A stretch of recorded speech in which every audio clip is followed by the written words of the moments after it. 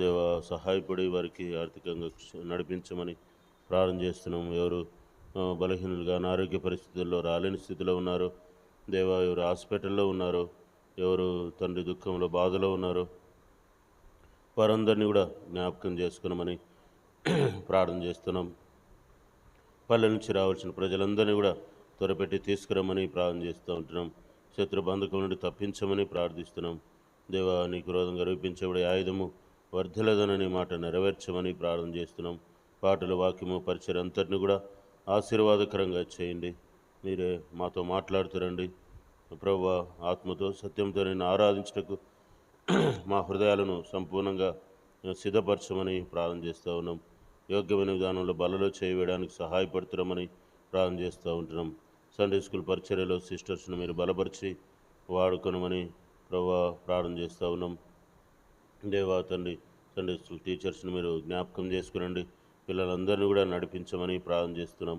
అలాగే మా తండ్రి ముఖ్యంగా మా ప్రభు వంట పరిచర్యలో కూడా సహాయం చేయండి, చెప్పుల స్టాండ్ పరిచర్యలో సహాయం చేయండి. ఆ డ్యూటీ బాధ్యతల్లో ప్రభువా మీరే సహాయపడండి అని చక్కగా నమ్మకంగా మహిమార్థంగా జరిగించబడినట్లు సహాయం చేయండి. కృపా సత్యములను పంపి మీరు నీ నామమునకు మహిమ కలుగునట్లుగా మేము పని చేయనట్లు మమ్మల్ని ఆదుకుంటున్నామని ప్రార్థిస్తూ మీకు అప్పగించుకొనొచ్చు. నీ దాసుని మరుగుపరిచి నీ మాటల చేత నింపి సంఘక్షేమం కొరకై వాడుకుంటున్నామని ప్రార్థన చేస్తున్నాం. నేను ప్రభువా సహాయం చేయము.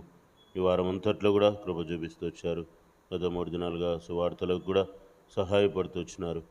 నేను మీరు చేసిన మేలకే కృతజ్ఞత చెల్లిస్తూ మా రక్షకుడు విమోచకుడు సజీవుడైనటువంటి యేసుక్రీస్తు వారి నామమున ప్రార్థించి వేడుచున్నాం తండ్రి, ఆమేన్.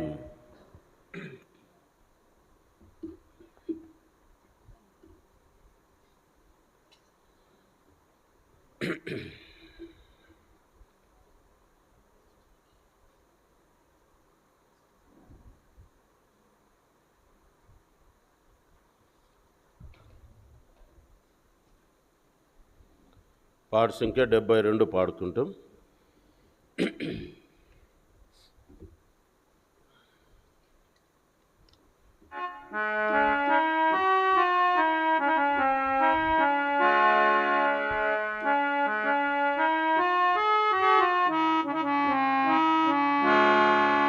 స్తుతించుడి మీరు స్తుతించుడి, స్తుతించుడి మీరు స్తుతించుడి, యెహోవా దేవుని స్తుతించుడి, యెహోవా దేవుని స్తుతించుడి, స్తుతించుడి, స్తుతించుడి మీరు స్తుతించుడి, స్తుతించుడి మీరు స్తుతించుడి.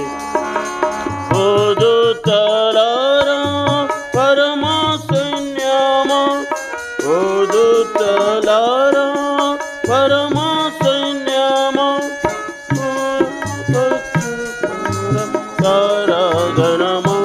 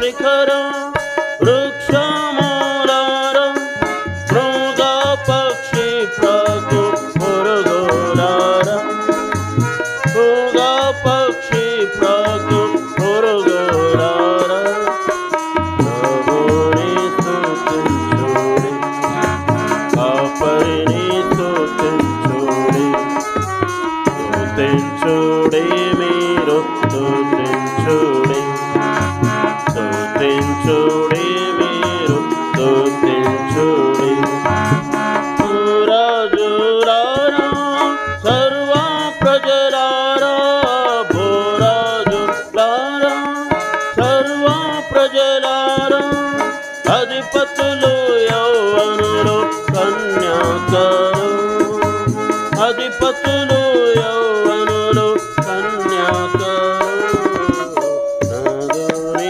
స్తుతించుడి రారాజును స్తుతించుడి స్తుతించుడి మీరు స్తుతించుడి స్తుతించుడి మీరు స్తుతించుడి యెహోవా దేవుని స్తుతించుడి యెహోవా దేవుని స్తుతించుడి స్తుతించుడి స్తుతించుడి మీరు స్తుతించుడి స్తుతించుడి మీరు స్తుతించుడి మహోన్నతుండు ఇహ పరములలో మహోన్నతుండు ఇహ పరములలో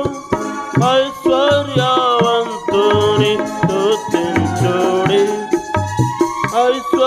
ఐశ్వర్యవంతుని స్తుతించుడి నాదుని స్తుతించుడి దేవుని స్తుతించుడి స్తుతించుడి మీరు స్తుతించుడి స్తుతించుడి మీరు స్తుతించుడి అందరికి రక్షణ శృంగము ప్రజలల్లరికి రక్షణ శృంగము ఇశ్రాయేలీయులకు భక్తులకును ఇశ్రాయేలీయులకు భక్తులకును తండ్రిని స్తుతించుడి తండ్రిని స్తుతించుడి స్తుతించుడి మీరు స్తుతించుడి స్తుతించుడి మీరు స్తుతించుడి యెహోవా దేవుని స్తుతించుడి యెహోవా దేవుని స్తుతించుడి స్తుతించుడి స్తుతించుడి మీరు స్తుతించుడి స్తుతించుడి మీరు స్తుతించుడి పాడు సంఖ్య 104 పాడు సంఖ్య 104 పాడుకుంటూ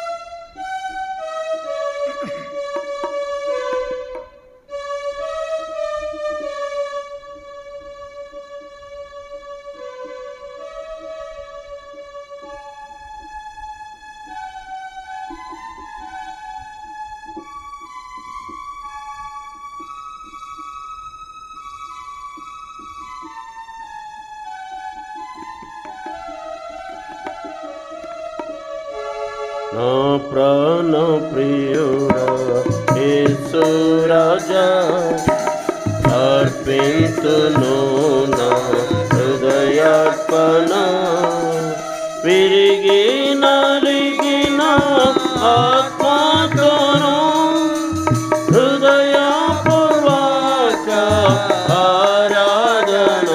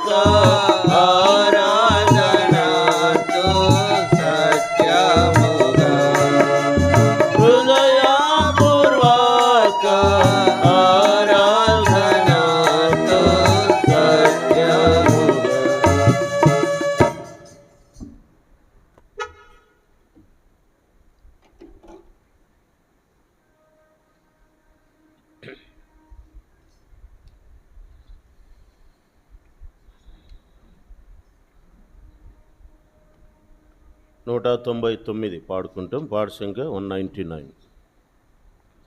పాత పుస్తకం అయితే 197 ఉంటుంది, లేదా 199.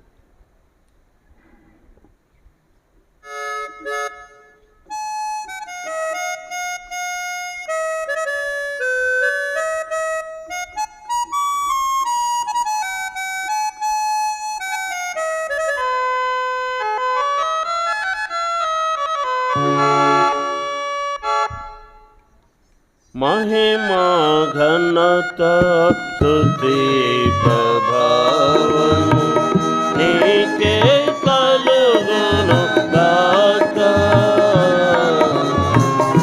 नीके कलुगुनु दाता मा देवा, नीके कलुगुनु दाता. महिमा घनता स्तुति ప్రభావము నీకే కలుగును గాక,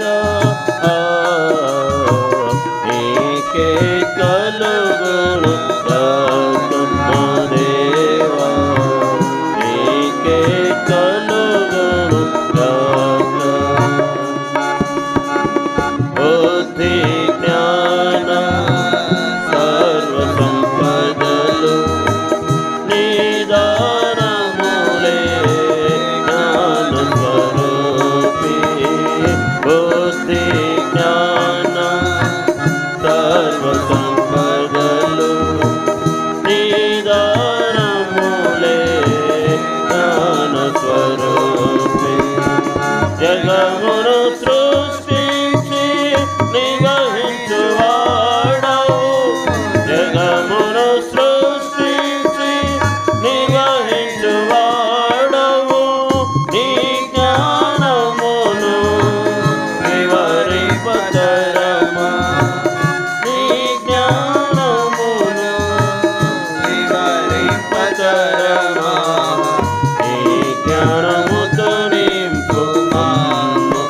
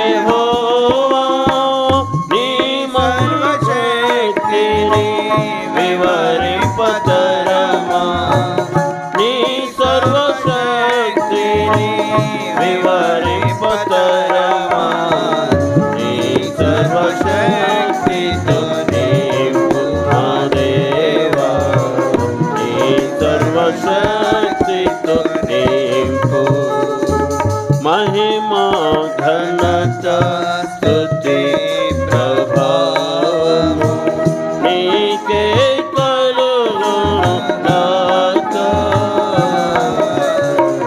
నీకే కలుగును గాక మా దేవా, నీకే కలుగును గాక. శాశ్వతమైనది నీ మధుర ప్రేమ, జ్ఞానమునకు మించు ప్రేమ స్వరూపి. శాశ్వతమైనది నీ మధుర ప్రేమ, జ్ఞానమునకు మించు ప్రేమ స్వరూపి. కొలువగలేము నీ ఘన ప్రేమను, కొలువగలేము నీ ఘన ప్రేమను. సాటిలేని నీ ప్రేమను వివరింపతరమా, సాటిలేని నీ ప్రేమను వివరింపతరమా. నీ ప్రేమతో నింపుమను మా దేవా, నీ ప్రేమతో నింపుమను. మహిమా ఘనత స్తుతి ప్రభావము నీకే కలుగును గాక. నీకే కలుగును గాక మా దేవా, నీకే కలుగును గాక. లేచి నిలబడి పాడుకుందాం. సిస్టర్స్ ముందుకు రండి. అక్కడెవరు కూర్చున్నారు, వరుసలో కూర్చోండి. ముందు ఖాళీ ప్లేస్ ఉంటే ముందుకు జరిగి కూర్చోండి. లైన్లో చూసుకోవాలా, ఇంకొకరు వచ్చి జరిపే వరకు ఉండకండి. సహోదరులు కూడా లైన్లో కూర్చోండి, ముందుకు రావాలా. అంతంత ప్లేస్ ముందు పెట్టుకుంటే ఎట్లా?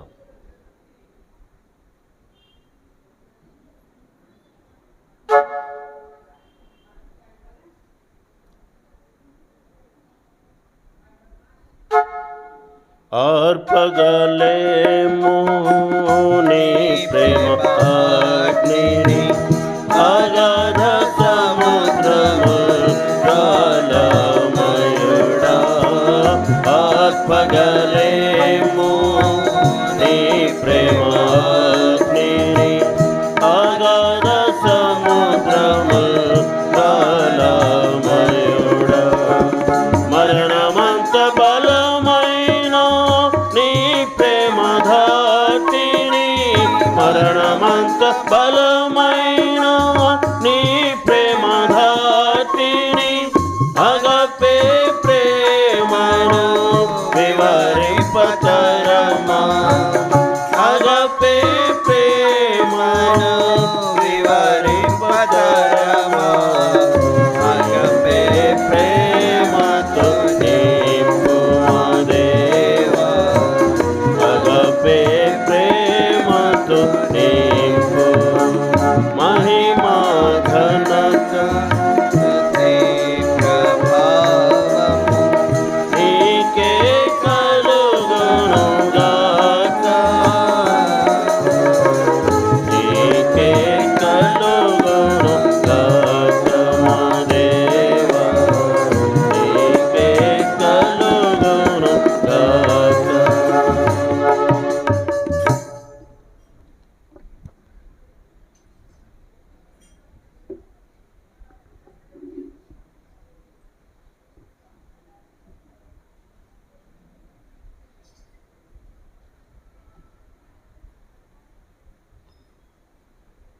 కీర్తన గ్రంథం 98వ అధ్యాయం. కీర్తన గ్రంథము 98వ అధ్యాయం మొదటి వచనం అందరం చదువుదాం. 98వ కీర్తన మొదటి వచనం. యెహోవా ఆశ్చర్య కార్యములు చేసి ఉన్నాడు, ఆయనను గూర్చి క్రొత్త కీర్తన పాడుడి. ఆయన దక్షిణ హస్తము, ఆయన పరిశుద్ధ బాహు, ఆయనకు విజయము కలగజేసి ఉన్నది. రోమిలకు రాసిన పత్రిక 11వ అధ్యాయము, రోమా 11:4 11:33 చదువుదాం. రోమిలకు రాసిన పత్రిక 11వ అధ్యాయం 33వ వచనం.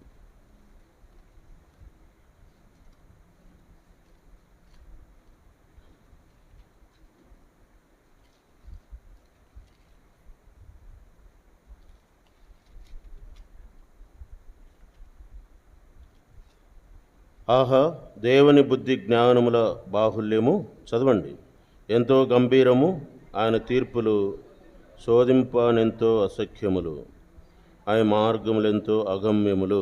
చాలు, ప్రార్థన చేసుకుందాం.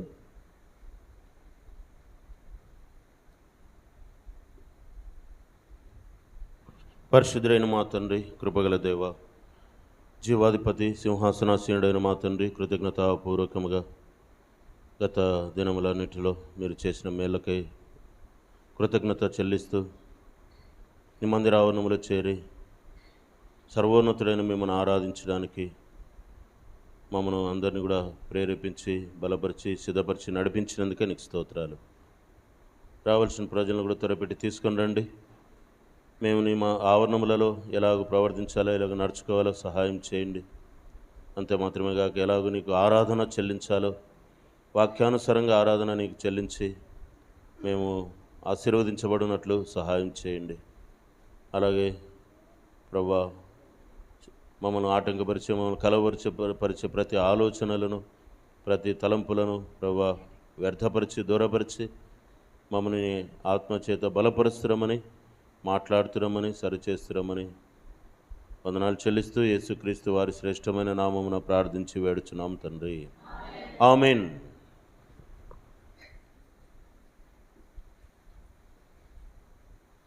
ప్రభువును ఆరాధించే సమయంలో గత దినాల నుండి, గత వారాల నుంచి కూడా దేవుణ్ణి మనము ఆరాధన చేస్తూ ఉన్నాం. ఆయన హస్తము, ఆయన పరిశుద్ధ బాహువు మనకు ఎటువంటి కార్యాలు చేస్తూ వచ్చిందో, మనల్ని ఏ విధంగా ఆదుకుంటూ వచ్చిందో, లేదా మనకు చేస్తూ వచ్చిన మేళ్ళు ఏమిటో గుర్తు చేసుకొనొచ్చు, ఆరాధన చేస్తూ ఉన్నాం.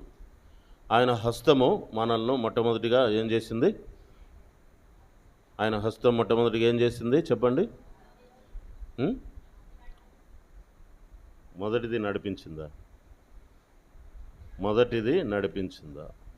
మొట్టమొదటిది ఏంటి? సృష్టించింది. ఫస్ట్ సృష్టి. దేవుడు మనల్ని ఏం చేసినాడు?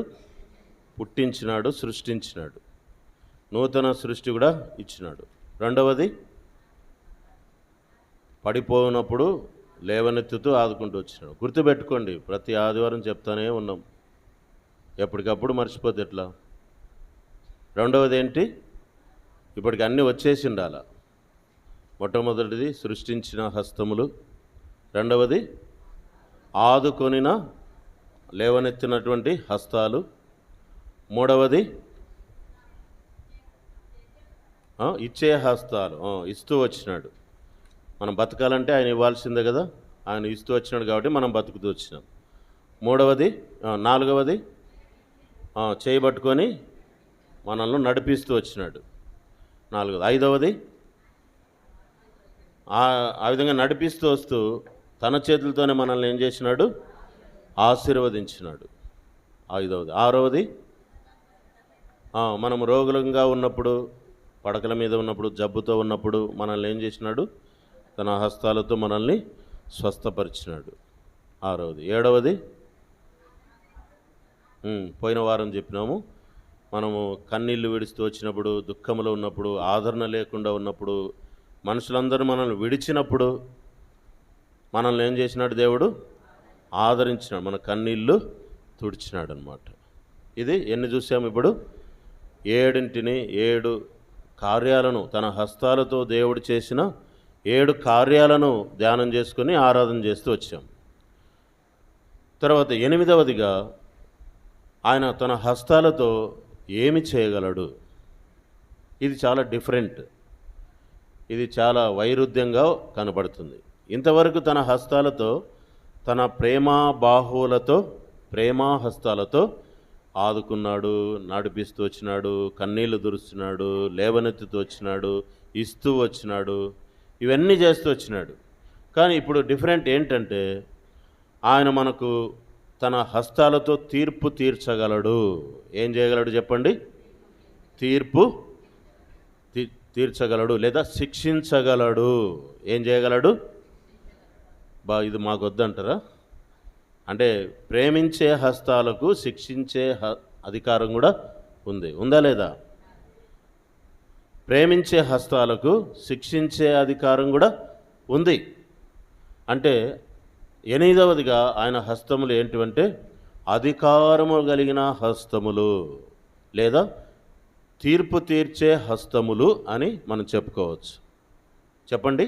8వది ఏంటిమ్మా? నిద్రపోకండి, కళ్ళు మూసుకోకండి. ఏం చేయాలా? 8వది ఏంటి? అందరూ చెప్పండి.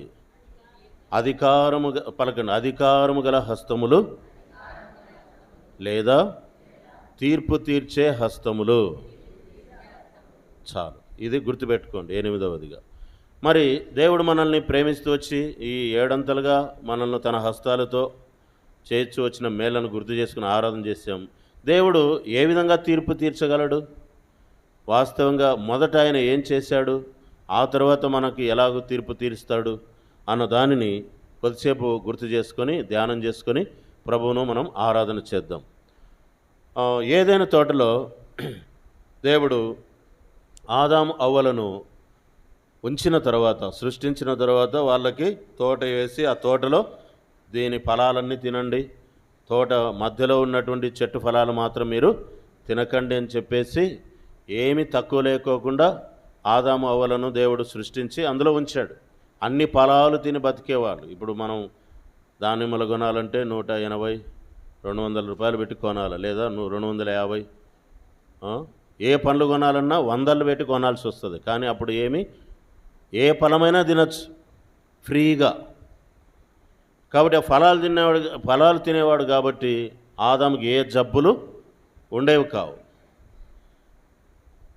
ఆ విధంగా ఫలాలతోనే పోషించబడేవాడు ఆదాము అవ్వలు. ఇంతగా ప్రేమించిన ఆదాము అవ్వలు దేవుని ఏం చేశారు? తిరస్కరించారు, వ్యతిరేకించారు, తృణీకరించారు, దేవుని మాటను నిర్లక్ష్యం చేశాడు. అప్పుడు దేవుడు ఏం చేశాడు తెలుసా? ఏదైనా తోటలోంచి వాళ్ళను వెళ్ళగొట్టేశాడు.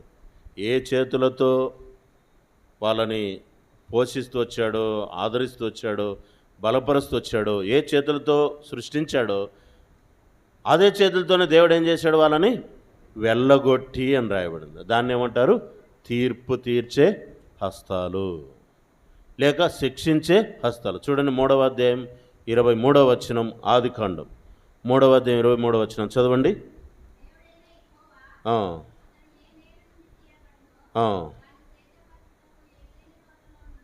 ఏదైనా తోటలో నుండి పంపివేసెను.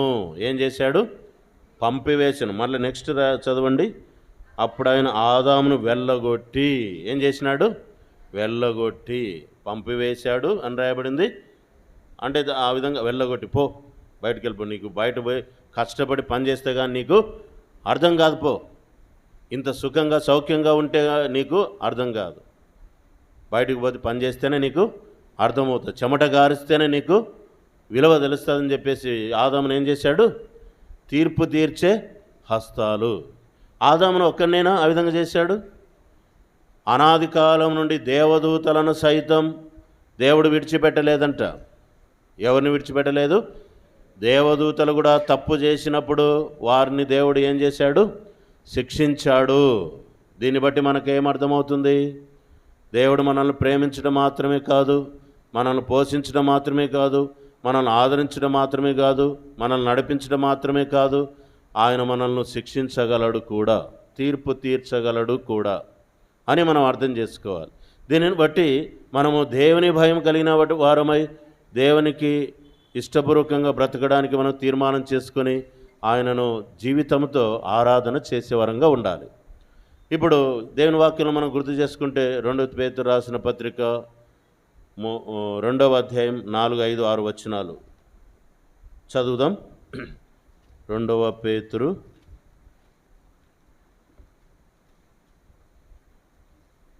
4, 5, 6 వచనాలు చదువుదాం. 2 పేతురు 4, 5, 6 వచనాలు. దేవదూతలు పాపం చేసినప్పుడు, అందరూ చదవండి.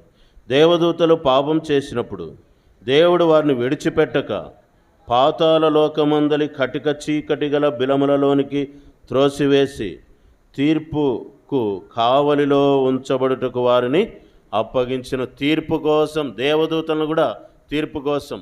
అంటే ఆయన హస్తాలకు ఆ విధమైన అధికారం ఉంది.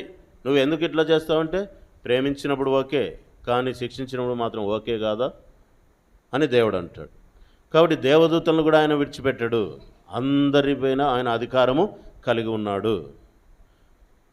ఐగుప్తు దేవతలకు కూడా ఆయన తీర్పు తీర్చాడంట. ఎవరికి తీర్పు తీర్చాడు ఆయన?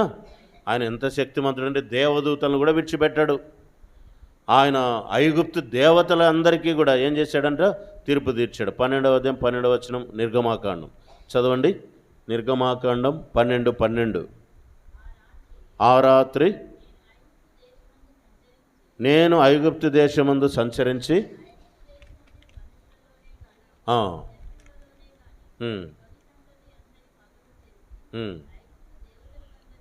ఐగుప్తు దేవతలకందరికీ తీర్పు తీర్చి, కాబట్టి వాటికి తీర్పు తీర్చాడు ఆయన.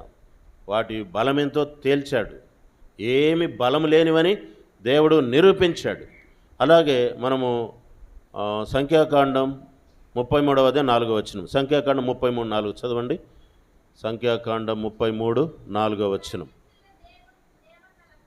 అప్పుడు ఐగుప్తీల దేవతలకు యెహోవా తీర్పు తీర్చెను. ఐగుప్తు దేవతలకు ఏం తీర్చాడు ఆయన? తీర్పు తీర్చాడు. వాటిని శిక్షించాడు, వాటిని పడవేశాడు. దాగోను దేవతను కూడా, ఫిలిస్తీన్ల దేవత అయిన దాగోను దేవతను కూడా తీర్పు తీర్చాడు. మందసం వాటి ముందు నిలబడ్డప్పుడు వాటి కాళ్ళు చేతులు తెగబడి కింద పడిపోయాయంట. దేవుని యొక్క శక్తి ఎంత ఉందో చూడండి, ఆలోచించండి. అలాగే మనం గుర్తు చేసుకుంటూ వస్తే ప్రతి జనాంగానికి ఆయన తీర్పు తీర్చే అధికారం ఉంది. మన భారతదేశానికే కాదు, అమెరికాకు కూడా తీర్పు తీరుస్తాడు ఆయన. ఆస్ట్రేలియాకు కూడా తీర్పు తీరుస్తాడు. లోకంలో ఉన్న జనాంగాలన్నిటికీ అధికారం ఉంది ఆయనకు తీర్పు తీర్చే అధికారం. ఆయన చేతులు ఎటువంటి చేతులు? అధికారము కలిగిన చేతులు. కాబట్టి మనం ఆరాధన చేయడానికి వచ్చాం.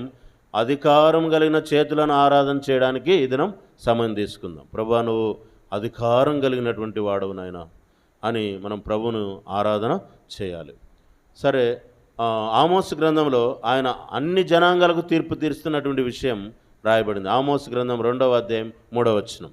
తీసిన వారు చదవండి. ఆమోసు గ్రంథం 2వ అధ్యాయం 3వ వచనం.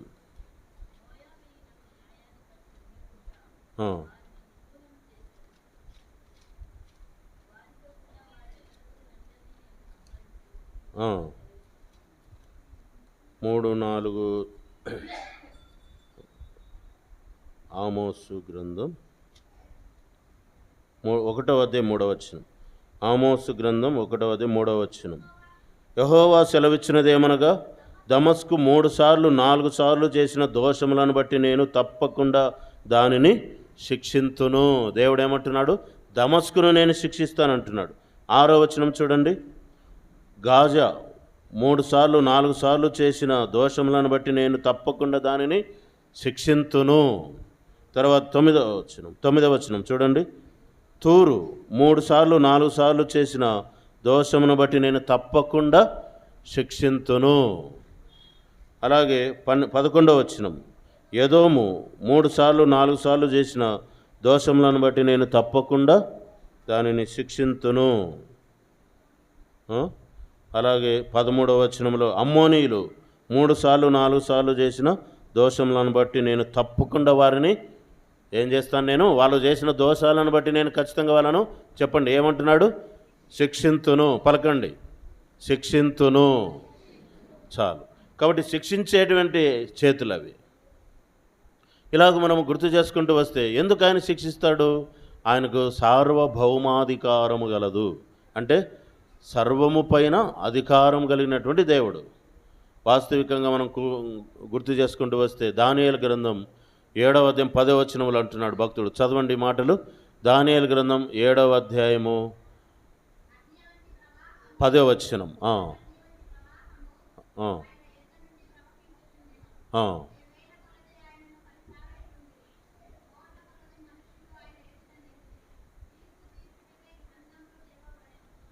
తీర్పు తీర్చుటకై గ్రంథములు తెరవబడెను. చాలు, దానియేలు గ్రంథమే కదా, దానియేలు 7:10. తర్వాత మొదటి దినవృత్తాంతములు 16వ అధ్యాయం 14వ వచనం. మొదటి దినవృత్తాంతములు 16:14.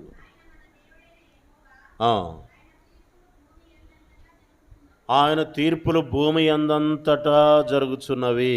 ఆయన తీర్పులు ఎక్కడెక్కడ కనబడుతున్నాయి? భూలోకమందంతటా కనబడుతున్నాయి. ఈ జనాంగం వాళ్ళు వీళ్ళు అనేది కాదు. వాళ్ళు తప్పు చేస్తే ఖచ్చితంగా శిక్షించే అధికారము దేవునికి ఉంది. కీర్తన గ్రంథం 9:8. కీర్తన గ్రంథం 9వ అధ్యాయం 8వ వచనం చదవండి. కీర్తన 9:8.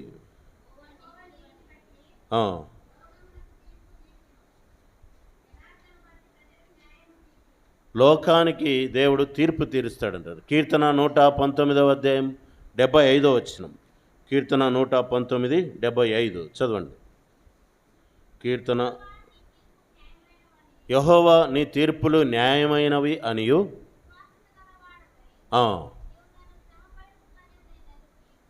విశ్వాస్యత గలవాడవి నువ్వు నన్ను శ్రమపరిచితివని నేను ఎరుగుదును. కాబట్టి దేవుడు ఆయన నమ్మకమైనటువంటి వాడు. ఆయన మనల్ని తీర్పు తీర్చేవాడు. ఇంకా అనేకమైన లేఖనాలు మనం చూడవచ్చు. రోమా 14:11-33 ఇదివరకే మనం చదివాము. తర్వాత చూడండి, పరలోకంలో కూడా దేవుణ్ణి ఏమని ఆరాధన చేస్తున్నారు? 16వ అధ్యాయం 7వ వచనం, ప్రకటన గ్రంథం. ప్రకటన 16:7. ఈ మాట చదువుకొని ముందుకు వెళ్దాం. తీయండి అందరికి కూడా.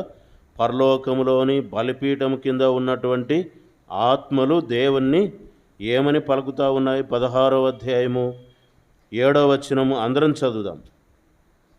16:7 లేక నాతో పాటు పలకండి. అందుకు అవును ప్రభువా, మా సర్వాధికారి, నీ తీర్పులు సత్యములను న్యాయములునై ఉన్నవిని బలిపీఠము చెప్పుట వింటిని.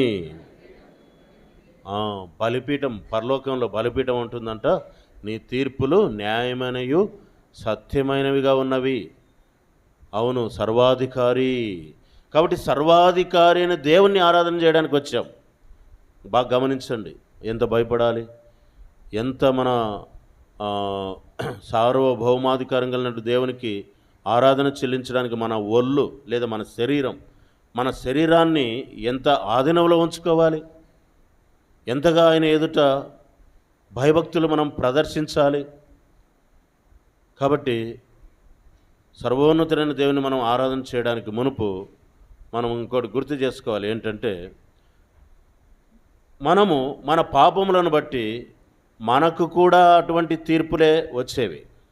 మనకు కూడా అంటే ఇదివరకు మనం అందరినీ చూసాం కదా, గాజాను, అమ్మోనీయులను, మోయాబీయులను, తర్వాత ఫిలిస్తీయులను, పలు జాతి ప్రజలందరికీ దేవుడు తీర్పు తీర్చే అధికారం ఉంది అని ఇదివరకు చూసాం కదా.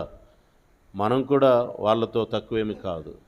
మనకు కూడా దేవుడు తీర్పు తీర్చబడాల్సిందే.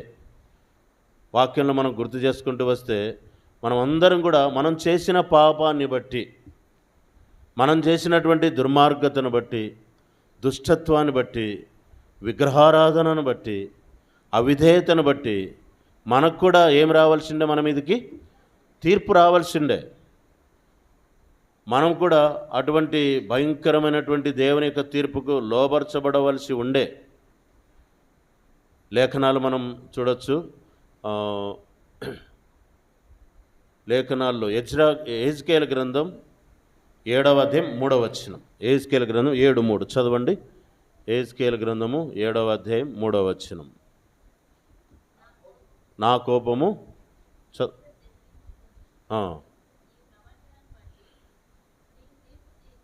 నీ ప్రవర్తనను బట్టి నీకు తీర్పు తీర్చి నీవు చేసిన సమస్త హేయ కృత్యముల ఫలము నీ మీదికి నేను రప్పించుచున్నాను అని ఎవరితో అంటున్నాడు? దేవుని ప్రజలైన ఇజ్రాయేలీలతో అంటున్నాడు. నువ్వు చేసిన ప్రవర్తన, నీ హేయ కృత్యములు, నీ ఆలోచనలు, నీ తలంపులను బట్టి నువ్వేవేవి పనులన్నీ చేశావో, మనం కీర్తన గ్రంథం యెషయా గ్రంథం 57లో మనం చూస్తాం. వరుసగా నిన్ను నేను గద్దించే సమయము ఉంది, వరుసగా నీకు ప్రతిఫలం ఇచ్చే సమయం ఉంది అని దేవుడు అంటున్నాడు. ఈ విధంగా మనం అందరం కూడా మన పాపములను బట్టి తీర్పుకు లోబర్చబడినటువంటి వారం, శిక్షించబడుటకు లోబర్చబడినటువంటి వారం. దేవుని ఉగ్రత మన మీద ఉండే. ఎఫెసీయులకు రాసిన పత్రిక 2:3 చదవండి. ఎఫెసీయులకు రాసిన పత్రిక 2వ అధ్యాయం ఎఫెసీ 2:3 శరీరము యొక్కయు మనసు యొక్కయు కోరికలను నెరవేర్చుకొనుచు మునుపు ప్రవర్తించుచు, శరీరాశను అనుసరించి మునుపు ప్రవర్తించుచు, కడమవారి వలనే స్వభావ సిద్ధముగా దైవోగ్రతకు పాత్రులమై ఉంటిమి. దేనికి పాత్రులమై ఉంటిమి? దేవుని ఉగ్రతకు, దేవుని తీర్పుకు. ఆదామును ఏ విధంగా పోషిస్తూ వచ్చాడో, తప్పు చేసినప్పుడు ఆదామును కట్టె తీసుకొని ఏం చేసినాడు, అట్లా దేవుడు మనల్ని కూడా కర్ర తీసుకొని లేదా కట్టె తీసుకొని ఆ విధంగా తరమవలసినటువంటి పరిస్థితి మనకు వచ్చింది. మనం దేవుని యొక్క తీర్పుకు, ఉగ్రతకు లోపరచబడిన వారం. 91వ కీర్తనలో మనం చూస్తే, నీ ఉగ్రతను మేము భరించుచున్నాము అంటాడు కీర్తనకారుడు. చూడండి, 91వ కీర్తన గ్రంథం 91వ అధ్యాయము 8వ వచనం అందరం చదువుదాం. 7, 8 చదువుదాం. నీ కోపము వలన మేము క్షీణించుచున్నాం, నీ ఉగ్రతను బట్టి దిగులు పడుచుచున్నాం. క్షమించండి, 97, 8 కీర్తన 90వ అధ్యాయం 7, 8. నీ కోపమును బట్టి మేము క్షీణించుచున్నాం, నీ ఉగ్రతను బట్టి దిగులు పడుచున్నాం. 8, మా దోషములను నీవు నీ ఎదుట ఉంచుకొని ఉన్నావు, నీ ముఖకాంతిలో మా రహస్య పాపములు కనబడుచున్నవి. 9, నీ ఉగ్రతను భరించుచూనే మా దినములన్నీయు గడిపితిమి, నిట్టూర్పులు విడుచున్నట్లు మా జీవితకాలము జరుపుకుందుము. కాబట్టి దేవుని యొక్క ఉగ్రతకు మనం పాత్రులమైతిమి. ఒకటి మాత్రం ఆలోచన చేయండి, మనమందరం కూడా దేవుని ఉగ్రతకు, దేవుని అధికార హస్తానికి మనము లోబర్చబడితిమి. దేవుడు మనల్ని, ఇంకొకటి గుర్తుపెట్టుకోవాల్సింది ఏంటంటే, దేవుడు మనల్ని నశింప చేయలేదు. దేవుడు మనల్ని ఏం చేయలేదు? శిక్షించినాడు కానీ, దండించినాడు కానీ, దేవుడు భయపెట్టినాడు కానీ, జాగ్రత్త అని చెప్పినాడు కానీ మనల్ని ఏం చేయలేదు? ఎందుకో తెలుసా? మన పాపములన్నిటినీ, మన దోష శిక్ష అంతటిని యేసుక్రీస్తు ప్రభువారు శిలువ మీద భరించాడు కాబట్టి. వాస్తవికంగా యేసుక్రీస్తు ప్రభువారి యొక్క చేతులు శిక్షించే చేతులు, తీర్పు తీర్చే చేతులు, దండించే చేతులు. కానీ అటువంటి చేతులు మొట్టమొదట మన కోసం ఏం చేశాయంటే, మన యొక్క బాధలన్నిటినీ, మనకు రావాల్సిన తీర్పు అంతటిని ఆయన చేతుల మీద అనుభవించాడు ప్రభువైన యేసుక్రీస్తు వారు. లేఖనంలో మనం గుర్తు చేసుకుంటూ వస్తే, యోహాను సువార్త 5వ అధ్యాయంలో మనం ఆ విషయాన్ని గుర్తు చేసుకుందాం. యోహాను సువార్త 5వ అధ్యాయము 22, 23 అందరం కలిసి చదువుదామండి. యోహాను రాసిన సువార్త, యోహాను సువార్త 5వ అధ్యాయము 22, 23 అందరం కలిసి చదువుదాం. 22, 23 తండ్రి ఎవనికిని తీర్పు తీర్చడు గాని తండ్రిని గణపరచునట్లుగా అందరూ కుమారుని గణపరచవలెనని తీర్పు తీర్చుటకు సర్వాధికారము కుమారునికి అప్పగించి ఉన్నాడు. బాగా గుర్తుపెట్టుకోండి, ఎవరికి అప్పగించినాడు? తీర్పు తీర్చే అధికారం ఎవరికి ఇవ్వబడింది? కుమారుడు అంటే ఎవరు?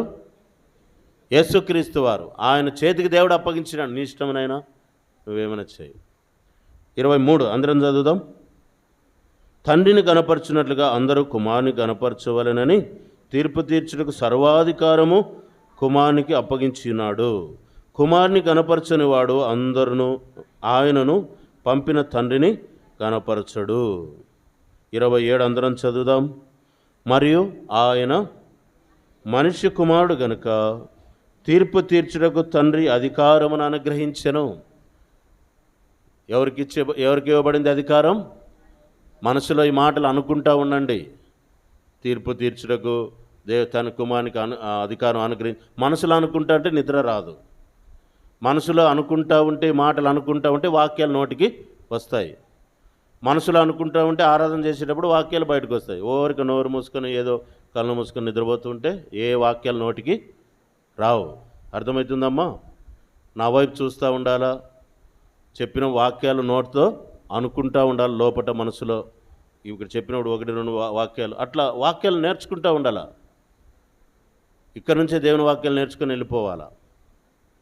27వ వచనంలో పలకండి. ఆయన మనుష్య కుమారుడు గనుక తీర్పు తీర్చుటకు తండ్రి అధికారమును అనుగ్రహించెను. చాలు. అయితే దేవుని యేసుప్రభువు వారికి ఏం అధికారం ఉంది?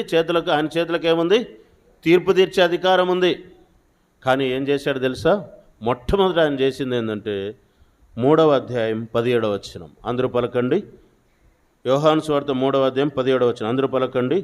లోకము తన కుమారుని ద్వారా పలకాలమ్మా. అందరూ పలకండి. వినపడట్లేదా ఎట్లా? అందరూ పలకండి. లోకము తన కుమారుని ద్వారా రక్షణ పొందుటకే కానీ ఏమైనా పలుకుతున్నావా? రక్షణ పొందుటకే కానీ లోకమునకు తీర్పు తీర్చుటకు దేవుడు ఆయనను లోకములోనికి పంపలేదు. మొట్టమొదట యేసుప్రభువు వారు ఎందుకు వచ్చాడు? మొట్టమొదట పంపబడినప్పుడు తీర్పు తీర్చడానికి పంపబడలేదంట. ఆయన చేతులకు ఏముంది? అధికారం ఉంది. ఆయన చేతులు తీర్పు తీర్చే అధికారం కలిగినవి. కానీ మొట్టమొదట పంపబడినప్పుడు ఆయన తీర్పు తీర్చడానికి పంపబడలే. ఎందుకు పంపబడ్డాడు? మన పాపముల కోసం, మన మీదకి రావాల్సిన తీర్పునంతటిని ఆయన భరించడం కోసం పంపబడ్డాడు. చూడండి, తీర్పు తీర్చే చేతులే, కొట్టే చేతులే కొట్టబడ్డాయి. తీర్పు తీర్చే చేతులే ఏం చేయబడ్డాయి? శిలువ మీద తీర్పు అనుభవించాయి. చూడండి, ఆయన చేతులకి ఏం కొట్టారు?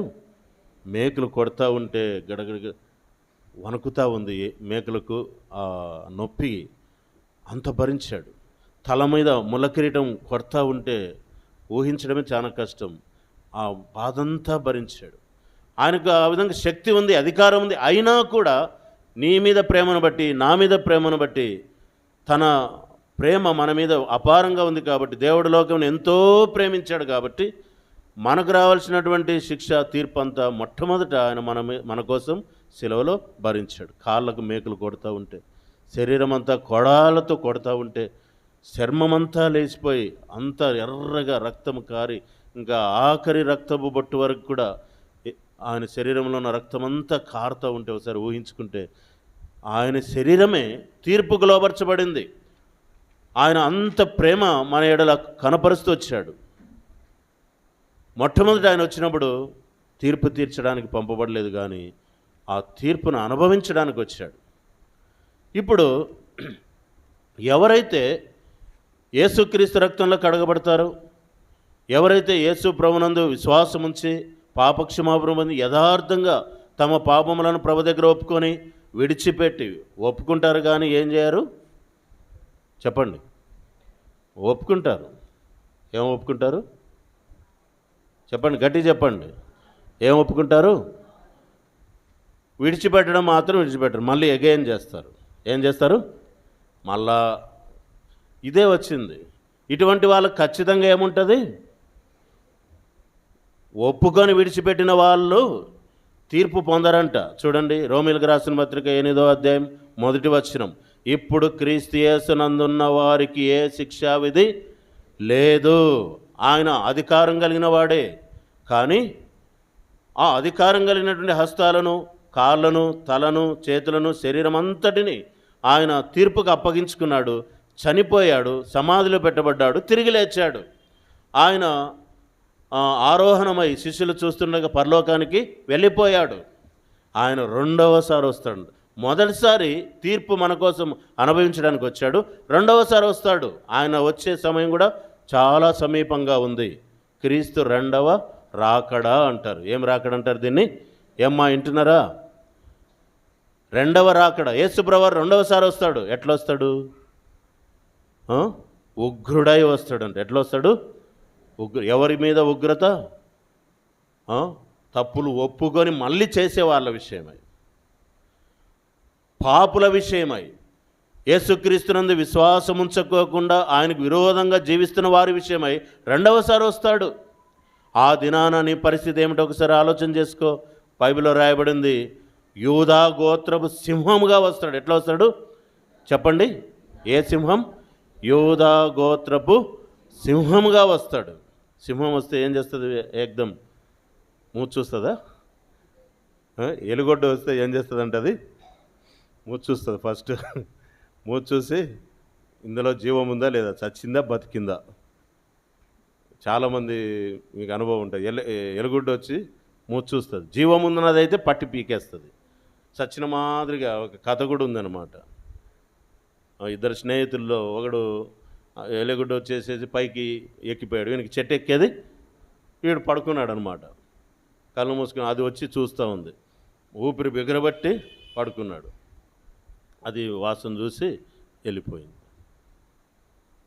అది అట్లా అనేకసార్లు జరిగిండొచ్చు. అది కథే. కానీ ఎలుగొడ్డు మాదిరి వచ్చి మూచూడడు.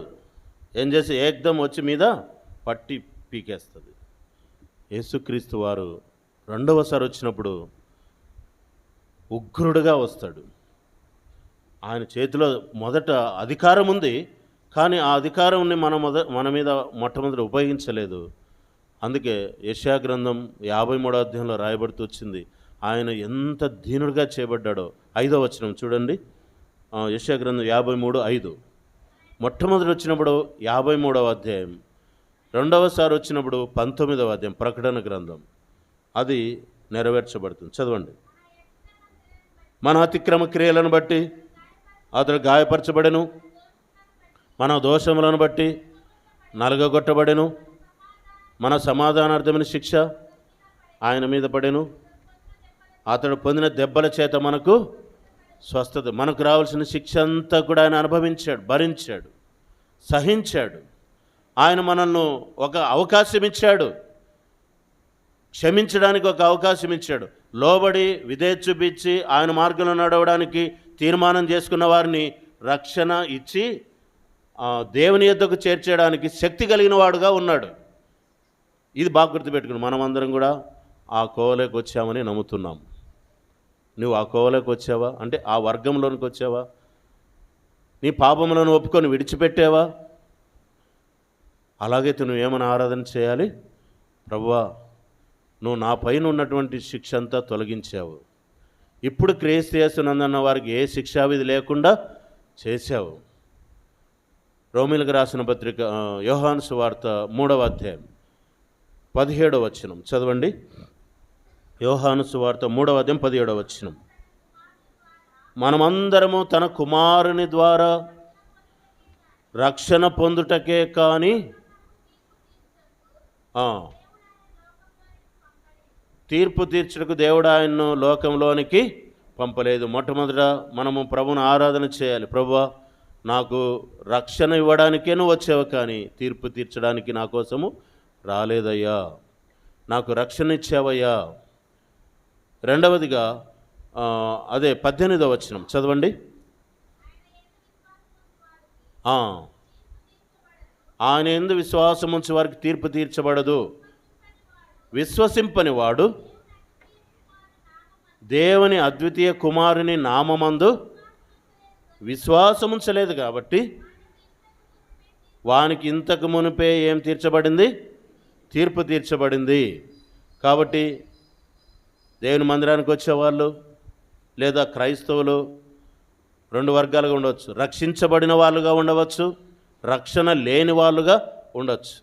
విశ్వాసంలో ఉన్నవారుగా ఉండొచ్చు, మత సంబంధమైన కట్టడల్లో ఉన్నవాళ్ళుగా ఉండొచ్చు, మార్గంలో ఉన్నవాళ్ళుగా ఉండొచ్చు, మతంలో ఉన్నవాళ్ళుగా ఉండవచ్చు. ఒక దినం వస్తుంది, మార్గంలో ఉన్నవాళ్ళు, విశ్వాసంలో ఉన్నవాళ్ళు, క్రీస్తు యొక్క పవిత్రతను కలిగి పరిశుద్ధత జీవితాన్ని జీవిస్తున్నటువంటి వాళ్ళకి పరలోకాన్ని దేవుడిస్తాడు. మతంలో ఉన్న వాళ్ళకి, ట్రెడిషన్స్ కట్టడలలో ఉన్న వాళ్ళకి, మూడవది మారు మనసు లేని వాళ్ళకి ఏం తీరుస్తాడు ఆయన? చెప్పండి, తీర్పు తీరుస్తాడు. కాబట్టి ఇప్పుడు మనం నిజంగా నువ్వు రక్షించబడింటే, మారు మనసు పొందింటే నువ్వేం చేయాలి?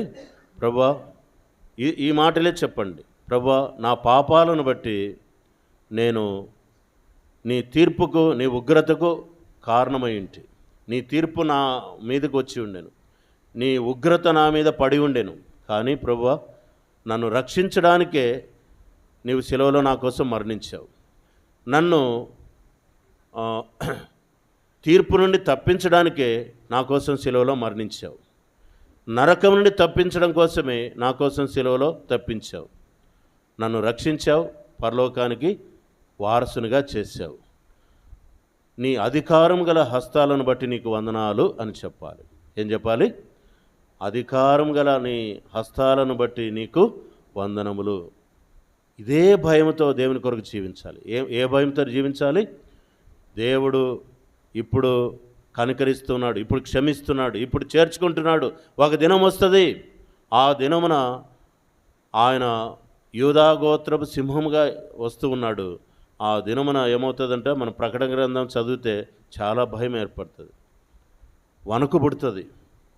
ఆ దినాల్లో చూడండి, పైనుంచి 8 మనుముల కిలోల వడగళ్ళు పడతాయంట. ఏం పడతాయి? 8 మనుముల కిలోలు. మనం అంటే ఎన్ని కిలోలు? ఒక మనం ఎన్ని కిలోలు? 12 కిలోలు. 8 మనుములు అంటే 91 కిలోలు. అక్కడి నుంచి ఒక్కొక్క రాయి 91 కిలోల రాయి మీద పడితే మనుషుల మీద పడుతుందంట. ఆ మనుషుల మీద పడితే ప్రాణం పోదంట. కానీ ఆ నొప్పి సహించలేక దేవుని వాళ్ళు దూషిస్తారంట. కానీ మారు మనసు పొందిన వాళ్ళు భయంకరమైన శ్రమలు రాబోతున్నాయి. దేవుడు ఉగ్రుడై భూమి మీదకి రాబోతున్నాడు. ఇప్పుడు దేవుడు తన అధికారం గల హస్తాల చేత దేవుడు నిన్ను ఏం చేశాడు? శిక్షించలేదు, కానీ ఏం చేశాడు? క్షమించాడు, చేర్చుకున్నాడు, రక్షణనిచ్చాడు, ప్రేమిస్తున్నాడు.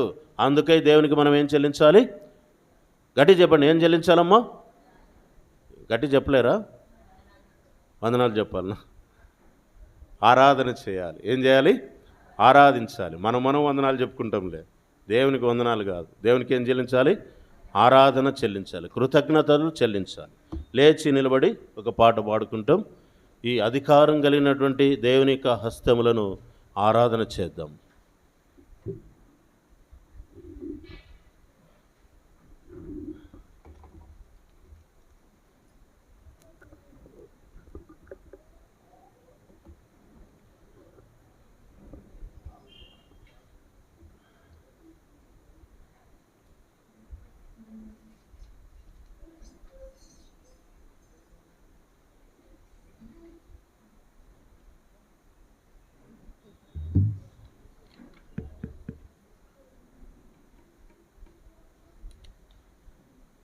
పాట సంఖ్య 180.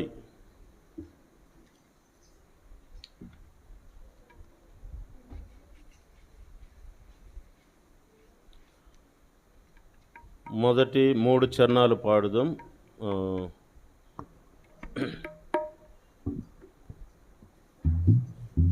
3వ చరణము, తర్వాత 4వ చరణము, 5వ చరణం పాడుదాం. 3వ చరణం, 4, 5.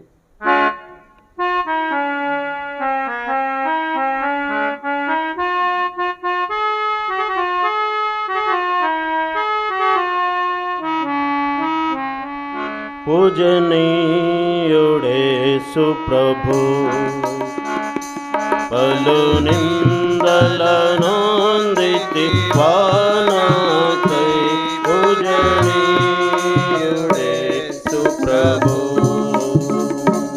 యూదా గోత్రపు ఓ సింహమ ఆద్యంతరహిత దైవమా.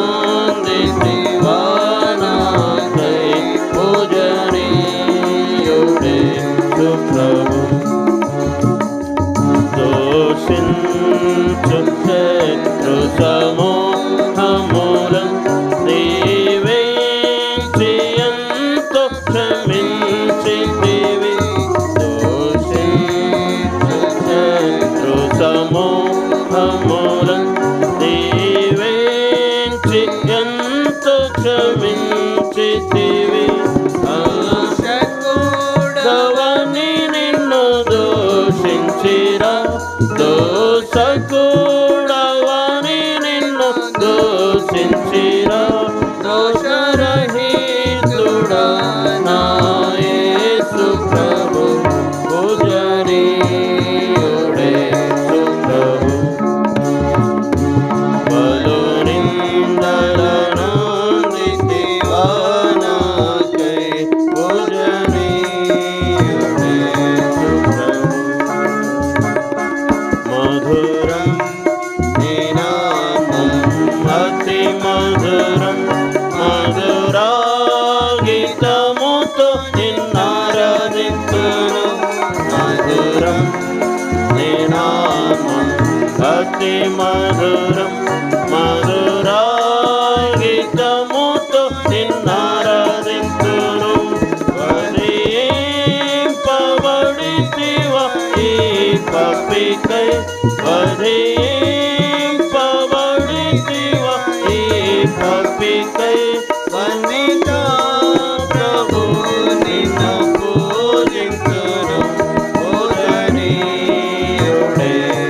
ప్రభు పలు నిందలను నిత్యవానకై పూజనీయుడే ప్రభు. కూర్చోండి.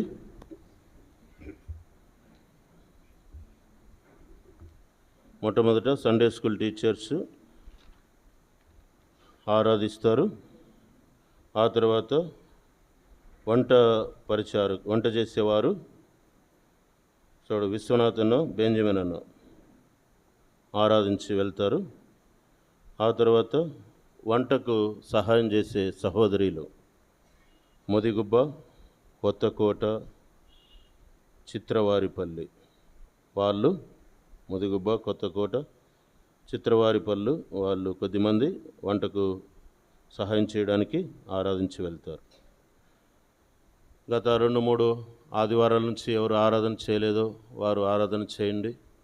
గత వారం ఆరాధన చేసిన వాళ్ళు ఈరోజు అవకాశం ఉండదు. గత వారం ఆరాధన చేసిన వాళ్ళందరూ కూడా మౌనంగా ఏకీభవించండి. తలలు కిందికి వేయకండి. తలలు కిందికి వేస్తే నిద్ర వస్తుంది. నిటారుగా ఉండాలా. మీ దగ్గర ఎవరైనా పక్కన కింద తల వేసుంటే లేపండి, ఇబ్బంది ఏం లేదు. వాళ్ళు గట్టిగా పనులు కొరికినా కూడా ఏం పర్లేదు, గట్టిగా గుర్రన్నా కూడా ఏం పని లేదు. దేవుని కోసము లేపండి. నిద్రపోతూ ఉంటే అట్లే ఉంటారు. ఒకవేళ ఎవరైనా వీక్నెస్ బలహీనతతో లేపండి. హుషారుగా ఉండాలా. ఆరాధన అందరూ ఆమెనని చెప్పాలా, గట్టిగా ఆమెనని చెప్పాలా. గుర్తుపెట్టుకోండి. కాలేబన్న ఇటువైపు మైక్ తీసుకోండి.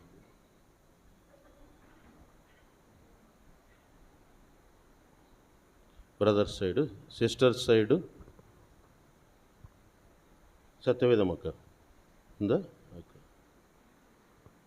లేదు, చేయండి, ఆరాధన చేయండి సిస్టర్.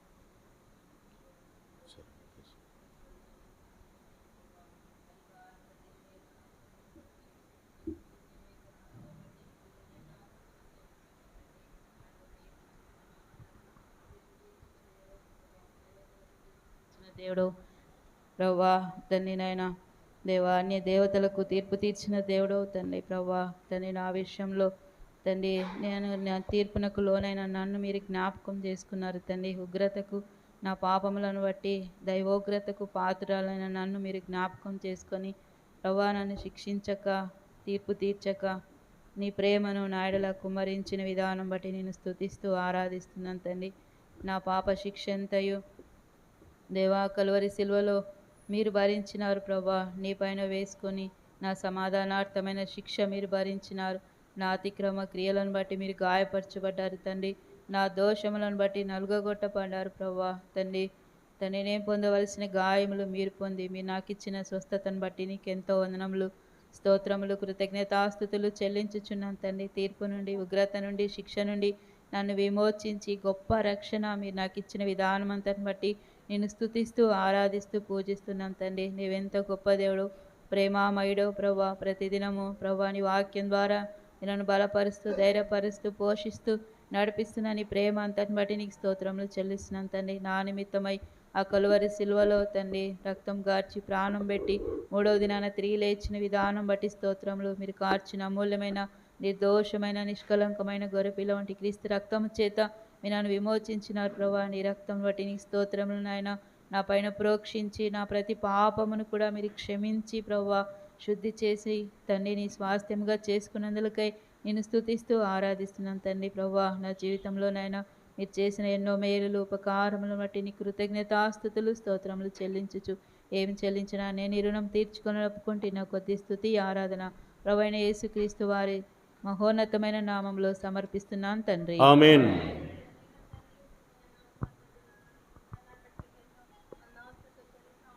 శాశ్వతమైన ప్రేమతో ప్రేమిస్తూ విడవక మా ఎడల కృప చూపుతూ వచ్చిన దేవుడు అయినందుకు ఎక్కడ స్తుతులు చెల్లిస్తూ ఉంటున్నాను. అవును ప్రభా, మీరు ఈ దినము మీరు దాసు ద్వారా తీసుకొచ్చిన ప్రతి లేఖన భాగాలను పెట్టుకుని మీకు ఎంతో స్తుతులు చెల్లిస్తూ ఉంటున్నాను. అవును ప్రభా, మీరు ఎంతగానో తీర్పు తీర్చే దేవుడు.